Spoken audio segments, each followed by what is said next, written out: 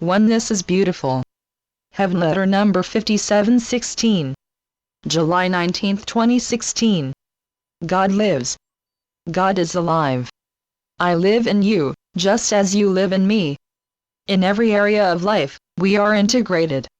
I am not a pretty add-on. I am all. There is no beginning or ending because I am all, and you are all, along with me. Not sometimes, not only when you are all dressed up, but always all the time. You go nowhere without me. We are one burst of joy echoing in all the universe. We, you and I, are the call of joy. There are no bounds for us to burst. We can only burst forth in joy. You and I, we are joy to the world. Oneness is beautiful in the lake of love in which we reside. We are the most wonderful thing there can be, and we exist in infinity. We are the gold, and we are the scraps. We are everything man made and everything God made. We are integral, one to the other. There is no parting. There is no separating. We are inseparably one. There is no separating the ocean from its waves. The waves are verily ocean. What possible advantage can there be in the idea of separating the ocean? Waves are part and parcel of the ocean. You and I are joined in oneness. We are oneness inseparable. We have no seams to show. We have no seams to be torn apart. Do you begin to sense what oneness feels like? Even just a tiny touch of what oneness feels like? There are no words to describe this true existential presence. Oneness can only be known.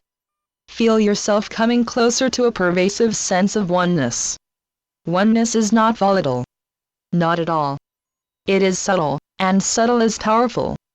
Subtle is most powerful, yet powerful isn't quite the right word either, even as oneness is subtle, subtle and marvelous, subtle and overwhelming, even as oneness is gently absorbed. Oneness doesn't knock you over. It doesn't spin you around. As subtle as oneness is, you could swoon in oneness just the same. Oneness revamps your sense of oneness. Oneness is exquisite. You never want to be without oneness. We could say that oneness emanates, the same way you know that spring is in the air. How would you know, without the five senses, that it is winter? How would you know what a lily of the valley smells like? How would you remember from all the vastness what sweetness flowers are and what their presence means to you? The sweetness invades you. Sometimes all you want is the presence of flowers. You just know. How do you remember the essence of anything? No need to know how. You just remember. And so you know colors and remember them even when it's been a long time since you saw a particular color and loved it with all your heart. How do you feel love? How do you know it? How do you know different kinds of love one from another? Why love is universal, and love is unique. How many colors of love are there? How many dimensions? How can love thrive when it is a vapor of some kind? When is love pure love existing for the joy of itself? How does love fill hearts, and how can it be that love can seemingly turn off? One moment love is wine, and the next moment, love may turn into vinegar.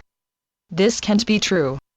It is inconceivable that my children are not in love with oneness at every moment. Love cannot be left out in the cold.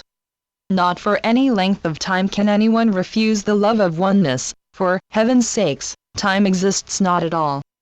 Does love come before oneness, or does oneness come first? Who needs to analyze when love and oneness are one and cannot be divided? Channeled by Gloria Wendroff. Heavenletters.org